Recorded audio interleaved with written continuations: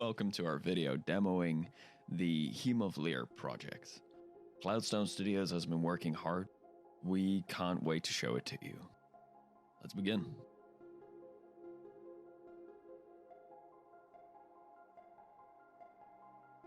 The problem our game will solve is that people have trouble coping with stress.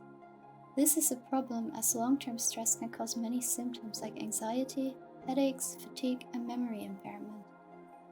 We conducted research and found the age group experiencing the highest levels of stress are 18 to 33-year-olds. This is thus our target audience's age group.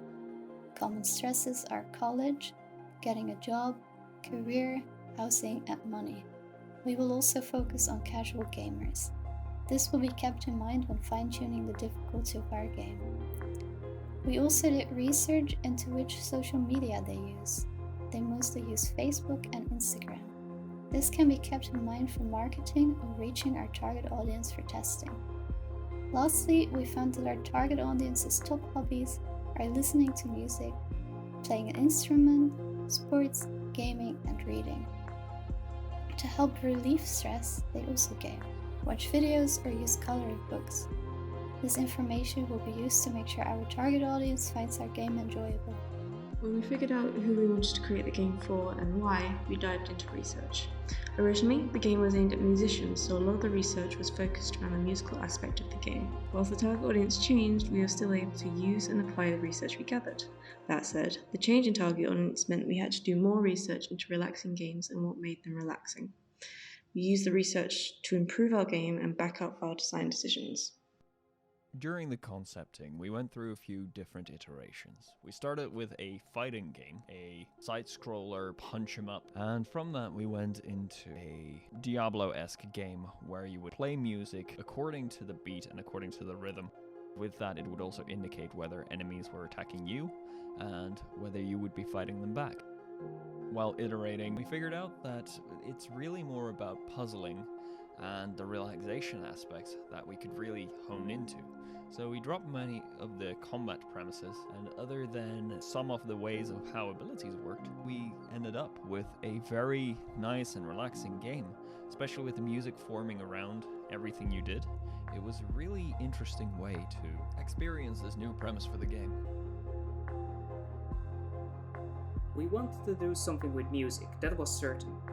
We started out with some basic movement and camera controls, just to have something to work with. And then we worked on the most important part, the music. How will the player be able to interact with it? Our first idea was a musical bar, a bit rhythm-like, as you can see here.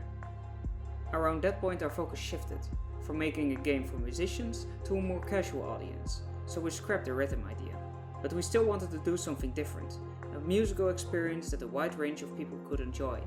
More focus on puzzles using music and sounds. We then started developing puzzle mechanics, most of which we are still working on now. They need to be flexible and adaptable, easy for us to work with so that we could change it down the line. With our concept firmly established, we decided to continue on this idea. We would turn it into the Giants of DIAC. And one of our artists, Shay, wrote an interesting story about it so that we could create this whole area around it, which we ended up doing.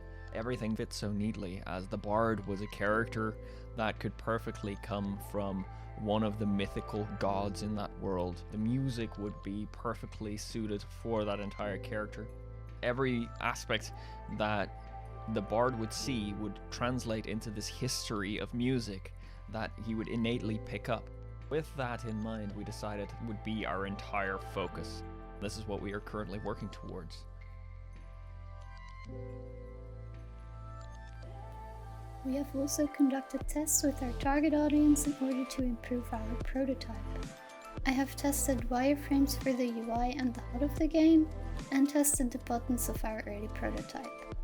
The tests were conducted with 3 people of our target audience, and the methods used were thinking out loud with task scenarios and 2 surveys as a follow-up.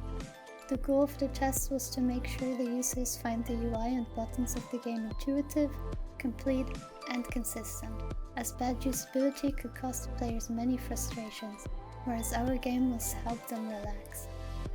The results of the testing would suggest the following improvements to our game: using spacebar instead of C to play a hymn, adding more colors to the UI, implementing more musical aspects to the UI, adding a back button in the menu for keyboard users, and having the UI for playing a hymn be more obvious by, for example, adding a play or a music icon instead of the letter C. Other improvements have already been implemented.